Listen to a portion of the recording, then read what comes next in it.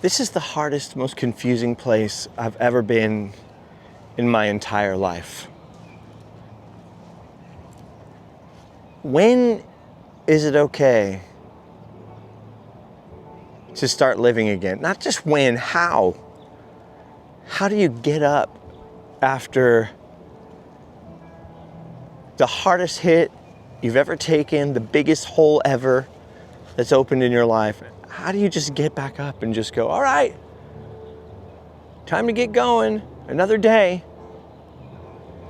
And the answer is, honestly, I have no idea. The only thing I know from 43 years of getting knocked down is eventually, though, no matter how hard the hit, at some point you do have to just get back up. You got to keep breathing. You got to keep walking. You've got to put one foot in front of the other and just sort of learn how to be again. This one, for whatever reason, this one is really hard. And so I don't know what I'm going to say today. I don't know how profound it'll be or how useful. But I'm here today at the edge of Celebration, Florida, to try to figure out just how to stand up. On December 22nd, we lost literally the person that changed my life the most. The one single person who has had the biggest impact on me, on the course my life took, a friend that was there guiding me through every other hit and fall and disaster that I've had for the last 15 years. My friend Adam the Woo, as most people knew him, passed away here in Celebration, in his house, in his bed, peacefully in his sleep. And even now, it's just, I think I've got a handle on it. I think I've wrapped my mind around it. And then every day I get up and, like many of the other people close to him and his friends, and we're just going, how can this be real? How can this be real? The first few days, well, the first day was all about trying to contact as many of his friends as I could get a hold of before the news started to really break, making sure his family knew. And then seeing all the rumors and comments online and things just because of police being at the house here and things, and needing to break the news from somebody people recognized and trusted. And that was hard. That's really hard. Trying to ignore calls from People magazine and weird stuff. Just the craziest thing. Shock and disbelief. And then it was just weeping. I mean, uncontrollable, horrible. I'm talking out of control. Just complete devastation. But there were a lot of people to get a hold of. His friends, his family. There was the weirdest, most surreal Christmas holiday to get through. I just kept telling myself, all right, I'll be on a plane to Florida soon. I'll be on a plane and we'll figure it out, right? We'll figure it out. We'll find all the things to do and then somehow it'll be okay. It'll be all right. You know, because we were close, there was information I had to relay to the family. Like I said, there were people to call. I got here to Florida just before New Year's Eve. I landed, I checked into a hotel, okay, busy. And then I kind of thought to myself, I knew people were coming by the house here and leaving flowers and things. And they had been coming all day, every day, even at night. And I kind of thought, maybe I should go there first by myself before I have to be there with other people.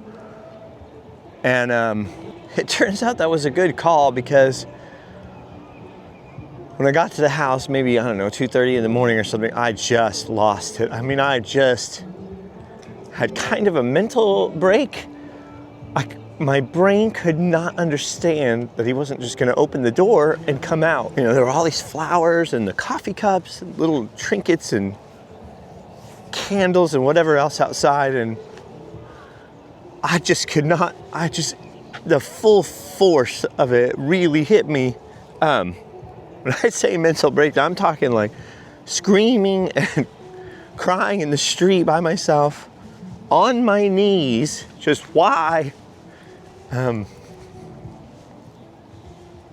Saying things to him, God, the universe, just really losing it. Right in the middle of that, you gotta picture the street at 2:30 in the morning, sprinklers going off, I'm on my knees sobbing, just some guy comes riding by on a bike, just what the heck? I had to laugh a little. I just went, okay, caught my breath, okay, get up. Not gonna do anybody any help by losing your mind in the street. So that was shock number one. And of course, making contact the next day with Adam's closest friends and sister and his parents, who I came here to try to do everything I could for them, and they ended up helping me so much more than I think I could have ever helped them. Obviously horrible for them and terrible for their whole family, but they're so strong, There's so much faith, and they've been lifting up all Adam's other friends and everybody. It's incredible. But there was a lot to do, a lot of people to contact, a lot of decisions to be made, mostly by them, but for me and some of his other friends to be supportive and kind of walk them through what we could. There's things that I knew that other people didn't, things some of his other friends knew that other people didn't. Everybody had a little piece to the puzzle. There were things to clean, things to move around. Like I said, people to contact, get a hold of, see when they're coming in, things to schedule. Being in the house with his family at least felt like he was close. I don't know how to explain that. And with his other friends, when we could get together and talk, there'd be little periods where you wouldn't just be crying. You could almost feel him there or something, like you're telling stories, you're laughing. You can't help but laugh if you knew Adam at all. Even just through the videos, he was so funny. He was like the funniest person ever. But in real life, if you were sad, if you were distressed, not only did he care, and you always felt that he cared, he was always there for good advice and all those things, but he'd be the first one to try and change the subject or point out the funny thing that would break the sorrow or something and let you start laughing. And so when you're around his friends and you're telling funny stories again, darn it, and it did feel better. And it felt better that there was stuff to do, keep doing. All right, we got all this stuff to do, we have people to contact, and because so many people loved him around the entire world, obviously you want to help protect his family and kind of deflect some of the attention a little bit because they needed space and time. He always tried to protect them just from the sheer force of the internet out there and just the number of people who wanted at him all the time. And you can just imagine with him gone, just the floodgates being down and so many people mostly pouring out love and sympathy and everything else, but just an overwhelming amount. Overwhelming is the best word. And because Adam was so private about anything, I mean, if you live your life giving the best part of your life to the whole world, you naturally have to set some boundaries, some force fields, just to keep a part of yourself private for your own sanity. He was very stubborn and particular about who could say what about him when. And we all have that feeling like, oh God, what do we say? What do we say to the world? What do we say to anybody? You know, are we still on Adam rules here kind of thing? And what do we say to protect his family's privacy right now? Anyway, it was all very, very confusing. And of course, me and some of his other friends wanted to do our best to relay messages and updates, which I mostly did on Facebook because I got to be honest with you, picking up a camera was like impossible. I don't know how I got through those other videos in California. But every time I touched the thing here, all I could think of is Adam. And I just break down. So just by Facebook or whatever, just trying to keep people in the loop as much as we could, because we know that there's literally thousands and thousands of people who cared so much about our friend, and we all felt bad for them, especially his parents felt really bad for them, and his family does care. His dad posted something today on his channel, JWW on the Move, expressing that very thing. In fact, I really highly encourage you to go watch it. Talked about how he found out and how his family's dealing with it, and it was really beautiful. And that, honestly, that inspired me that, like, I gotta get up. I gotta get back up. I know 100,000% Adam would be grumpy that I hadn't already got up and started filming something again, you know? Anyway, we reached a point where all the, for now, decisions had been made, arrangements had been made, but it's a matter of calling everybody and getting everybody that you could here, scheduling and everything else. And then there came this lull, this point where there was nothing to do anymore. We'd contacted everybody, we'd cleaned up the porch for celebration. Celebration was actually really cool about letting us leave that stuff out there and letting people come and leave all that, you know, trinkets and flowers. But at some point, you know, those old coffee cups had to be poured out, which again was great. You have Adam's family out there and we're cleaning up nasty coffee cups and flowers full of water from the sprinklers and laughing and crying. And anyway, at some point there came a lull where there just wasn't anything else to do. And then once again, the shock and just the sense of what's been lost hits you. And I honestly thought I had a little bit of a handle on it, like, okay, it's gonna be all right. Because like I said, there was a lot to do. I was trying to worry about everybody else as much as I could. I want to say too that from the beginning, I knew Adam was okay. You know, if we're talking soul and body, I knew his soul, his spirit, Adam was gone, but he was all right. Then the day came to help lay my friend to rest, and I wore this shirt, an appropriate shirt, and we're not going to talk about details of that day for a long time, just for a long time. I don't think I can. But suffice to say, the day came to lay my friend to rest, and I lost it. I lost it. And once again, I wanted to be there to help lift his friends up, and especially his family, and I felt like they were all lifting me up. But I'll tell you, it was the first time I felt like I could breathe afterwards. There was something about his body being in the ground and laid to rest that felt more complete, like Adam's okay, he's not here, he's okay, and now no one can hurt him anymore. He's all right. And then of course comes another whole wave of just shock, almost numbness, you know? A lot of his friends were out here, and everybody grieves in a different way, and so there were different dinners, or, you know, people wanted to go to the parks. If you've ever been to a funeral, you know, every wake is different. Some people, you get together and you cry all day. Some people go and have drinks or have a party. So there's a lot of different ways people were trying to celebrate, and I was trying to be out here with a lot of his friends, get coffee, walk around. Some of his friends were going to the parks over the next couple days. Honestly, every step of that, everywhere I went, it was the last place I wanted to be. But I realized that sitting in a hotel room crying doesn't help anyone. And I also realized right away that Adam is okay. There's nothing else I could do for him now. Once we laid him down, that was that. But the only thing that we could do for Adam is to sort of carry each other. You know what I mean? And that will be, for his family, for his friends, that'll be an ongoing process. I honestly kind of thought that maybe after the burial and everything, that I was like, oh, I'll be all right.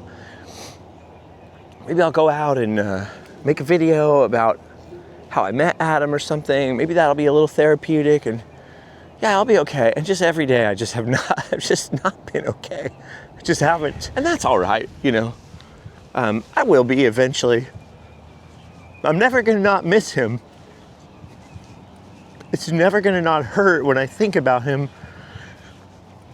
It has been better since he's laid to rest, that I feel more permission kind of to remember good things and burning good things and celebrate him more than I just, I'm trying. And not just grieve him, not just grieve and weep. There's still gonna be a lot of weeping to do and a lot of comforting to do.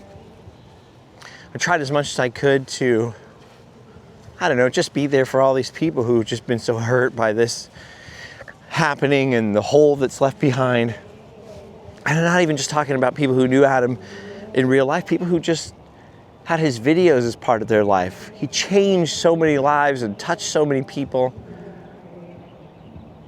It's actually been amazing. I mean, bittersweet, but amazing to hear stories, thousands and thousands of stories of just what he meant to people, just by showing up, being kind, trying to see the world with wonder and hope, and turning even the most mundane thing possible into an adventure. I've tried to think a lot about like an analogy for what Adam was in my life. He wore a lot of hats. That's what made this so hard at first. It's like, it's not just a friend. It's not just like a brother. At some point I'll be able to tell you the whole story. But just, I would not have literally the life that I have, the wife that I have, the job that I have. None of it without him. None of it. And hearing all these stories, people that met each other because of him, who are married and have kids, literally. People who started channels or were encouraged to do their art thing or make films, or just that thing gave them strength to go, the videos, gave them strength to go through their daily routine and look at the world a little bit differently, slow down and take in little things, go on trips. The impact that he had is just amazing. And speaking as somebody a little bit on the inside with him, we came from absolutely nothing together.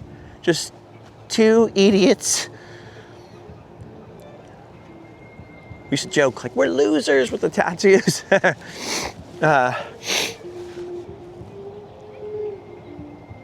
Having adventures, doing all these things, kind of navigating it all together. And as he became Adam the Woo, I think I said this before, but I don't know what I've said and not said. We always try and put our heads down, Adam especially, just stay humble. Don't read all this stuff. People, I love you, and you're so great. Don't just keep going. Just keep trucking.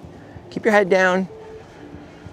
Work hard and be nice to people. And so I know for a fact he had no idea just how far-reaching not only was his influence, but I know that he had no idea just how many people's hearts he touched that deeply.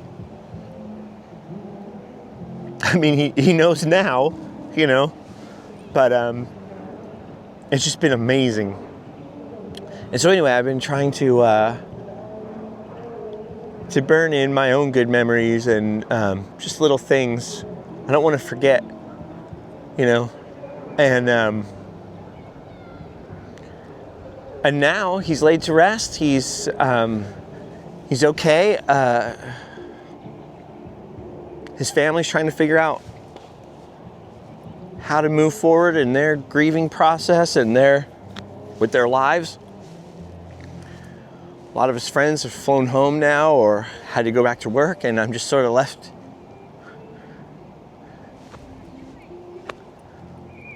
not knowing really what to do with myself. I have a loose plan, but I've been kind of laying here. Whenever I can do something for somebody else, whenever I can go and see his parents or go see one of his friends and kind of go around and talk or go to the graveside or do that, I'm all right. That's whenever I get alone again, it's been hard. But like I said, I have kind of a loose idea, a loose plan. I kind of know what phase 2 is. It's just been that, first step that's been really, really difficult. Because all this time it's been about Adam, it's been about his family, been about his friends, been about even his fans, you know. Going outside his house and just trying to talk to people and just do what I can to be there for them since I can't do anything for Adam anymore. But then realizing once it's all said and done, like, oh, I've got to deal with me now. And there's part of you that feels really guilty, like unexplainably just guilty. Like, it's not about me. Think how much this person or that person is sad. But at some point, you got to realize, like, oh, I'm a little bit crippled by this. Like, I'm a little bit paralyzed here. And I got to get up and take that first step. And so I don't know how far this step has gone. I don't know how big of a step this is, but I just had to be able to pick this camera up again, and I guess we're gonna have to go through this somewhat together, because I don't know how you just go back to, here we are on the teacups. Look at this thing. And yet, I know if Adam was here, that's what he'd be telling me to do. It's just really hard because, like I said, he was that person for me in my life that when I get knocked down, he'd be the one going, get up. I know exactly the movies he'd tell me to watch. I know exactly Shawshank Redemption and Castaway, especially that one. You know that scene at the end of the movie where Tom Hanks is describing how he survived on the island. He's talking to his friend. I'm in Memphis with you. I've got ice in my glass. Anytime anything would happen to me or him horrible, he would send me that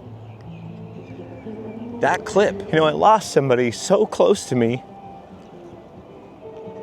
And on this side, we'll never get to speak again. But the amazing thing is that I've got some of him that goes with me. I know what he'd say.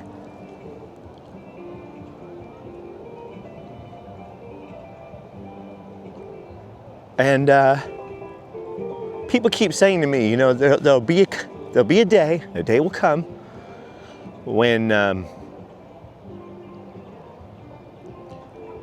you feel his presence more than you feel the loss. When that will mean more to you. That all the things you've learned together, all the memories and the bond that you had and all that, that'll still be there.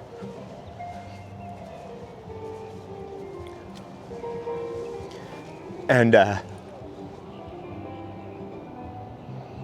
be more powerful than the sadness or whatever. I'm not being very articulate, am I? Well, that day is not really here yet. But we don't grieve without hope. I know I'll see him again.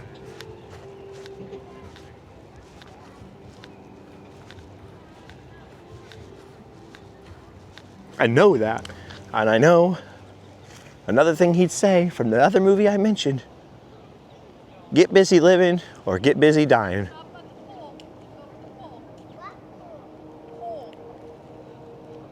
So I'm gonna try. It's gonna be weird. It's gonna be hard. I have a thing where I beat myself up too much, and you know, every time I laugh or anything at a good memory, I just start to feel guilty that I even did that. I have a hard time not beating myself up, taking things out of myself, thinking of all the regrets and everything. So one other thing I'll say about the day that Adam was laid to rest is that there were a lot of those regrets and things that I I got off my chest to him and let those lie. A lot of that stuff is bad, to sit there and focus on all the things that you wish you'd done differently. But some of it's good. Some of it is good to remember and to take on board and know that we can do better and not take our friends and our family and our loved ones for granted, because I did take him for granted. How could you help it? I thought he was indestructible. And so remembering, and Adam and I talked about this all the time, remembering that life is short. Tomorrow is not guaranteed, not even for me or you. And we have to make the most of this beautiful, wonderful world while we're still here. That is something I need to carry with me too. You know, it's a certain amount of humility or repentance, or however you want to put it. I've just had the hardest time getting back up. Just getting up from this place. And I asked his dad, you know, when is it okay to get up and be silly and continue on my own mission here? A mission Adam set me on, as a matter of fact. Not just when is it okay or appropriate, but how do you give yourself permission? You know? How do you be okay with it inside? And to paraphrase, he just said, I don't know. But eventually we have to do it. So it won't be easy. It'll be weird. I'm sorry if I'm going to be annoying. There will be a lot of times, I think, in the near future where I'm going to be talking about my friend, because it's devastating, but it's also just such a huge part of my life. He was such a huge part of my life and still is. This is going to be a lot to work through. And I've never been very good at making these videos and having these adventures with my brain. They always kind of have to come from my heart or from my instinct or whatever, however you call it. You know, out of the abundance of the heart, the mouth speaketh. So I'm sure there's going to be days where I'm just still be talking about this all. Or you wouldn't want to sit here and be the boring bummer memorial channel or something like that. He also wouldn't want anyone to take his place. I know Adam, and I know. He'd be like, get out there and do your own thing. Quit talking about it and do it. But it's going to be a while. All of this is going to take a long time to sort through and a long time to work through. Some of that I'm going to have to carry on my own. Some of that I'm going to have to carry with his friends and family. And some of that, if you're willing, I'll be sharing with you.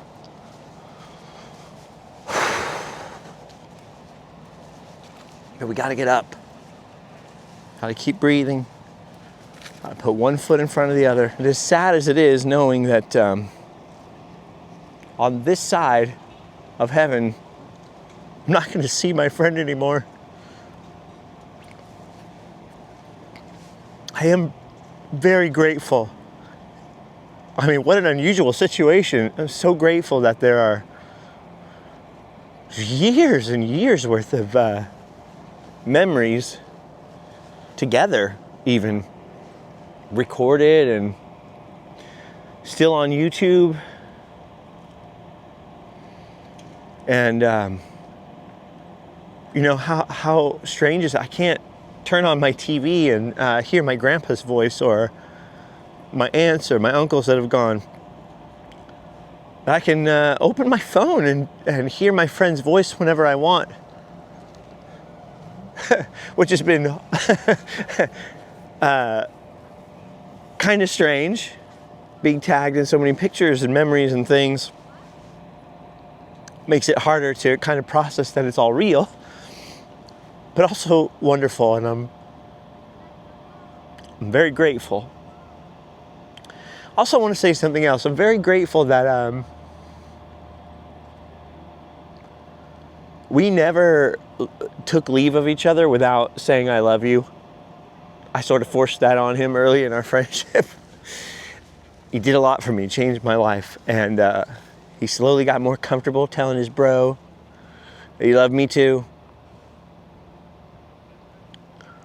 Someday I'll tell you guys the last thing that we ever said to each other in person. I can't right now, but it was good. And so like I said in the beginning of this, just make sure you hug your friends and family. I know life gets busy. I get a zillion text messages, a bunch of messages from my family right now I haven't answered because it's just all this chaos. But when you take leave of someone, let them know how you feel. Tell them you love them. Make it weird. I need you to know that Adam's okay. I'm not all right. You're probably not all right. There's a lot of us that are not all right now. But we will be too eventually. We don't always get to pick and choose what comes across our path or what happens to us in this life. All we can do is make the most of it and get as much out of it as we can. And that's what I hopefully plan on getting back to. To be honest with you, I didn't even think I was going to be able to do this today. Every single day I have picked this thing up and tried to just sort of make a start. And I would just weep and sob uncontrollably, not be able to think. And then yesterday, if you were friends with Adam at all, you'll know why this is hilarious. I got terrible, violent food poisoning for 26 hours. I was throwing up and not leaving the restroom or the bed. Let me tell you, nothing makes you feel more grateful to be alive than after you're done doing that. And if you were lucky enough to be friends with Adam, then certainly throughout the years at some point you would get one of those texts, dude, I got food poisoning on the road somewhere. He would always say that. Nothing makes you feel more grateful to be alive than after you've thrown up. So I know that's weird. I feel like, all right, I got the message. I'm up. And I know it'll be I'm up, and then it'll be, oh, I'm down. And then it'll be I'm up, and then it'll be I'm down. But just over there, some of these people are just stopping by saying like, oh, just know that you're prayed for and Adam's family's prayed for. And I cannot tell you how much all of those comments mean, all the kindness. Mostly towards his family, but also towards me. It has meant a lot. And all the little tributes and pictures and clips of Adam and I, and it's all been overwhelming. It's all been a lot. Definitely not normal that when you go to the grocery store, the guy comes out from behind the counter and hugs you. Sorry about your friend. It's very strange. I was telling somebody the first couple days, like, if you have a family member pass away or a cousin or something, you grieve with your family, but then maybe you go to work, you go stock some shelves or whatever it is, and you can kind of get away from it. You can kind of get away and put yourself in that numb state, that Twilight Zone thing, and just get through your day. It's like, that was impossible with this. So it's a little unnatural, but at the same time, it's kind of been nice, right? It's kind of been nice. Just to know, you get afraid, like, am I going to forget him? Just to know that there's no possibility of that ever happening. Anyway, as you can see, I'm still a little bit lost and confused and rambling, and if I keep growing too much longer, I'm just going to start talking in circles. But I'm up. There's a few more things to do here in Florida. I'm going to be here for at least another week, or about another week. And definitely be taking a trip down memory lane. I'll take you with me.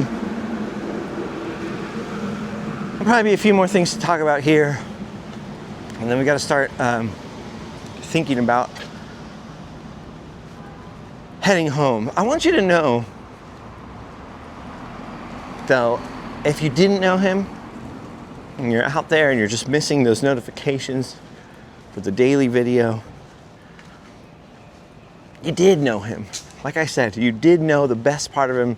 He was on a mission all the time. There were days where I'd be like, dude, let's just do nothing. But dude, I'm on a mission.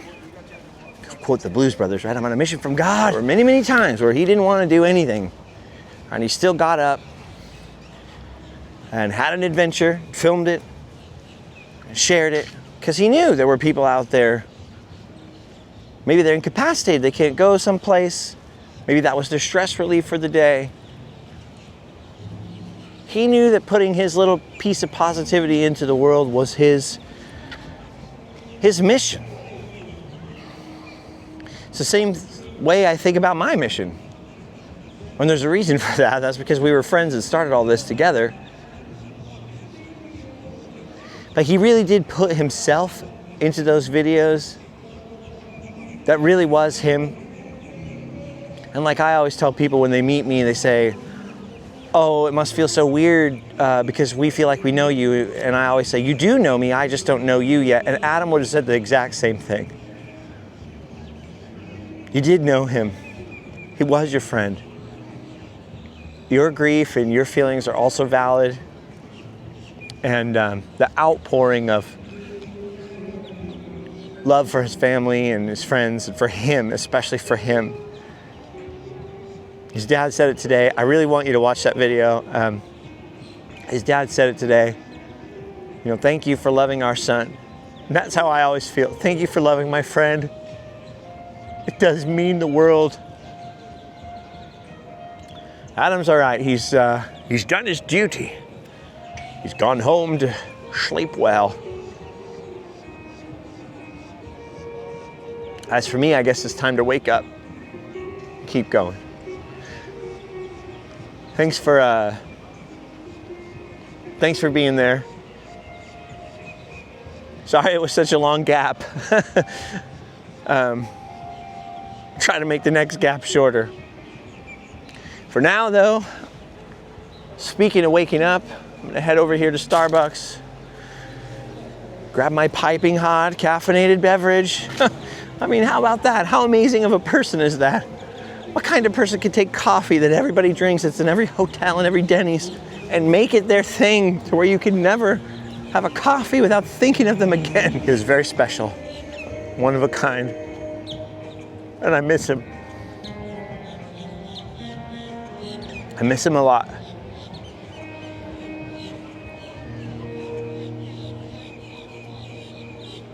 Thank you guys. See you next time.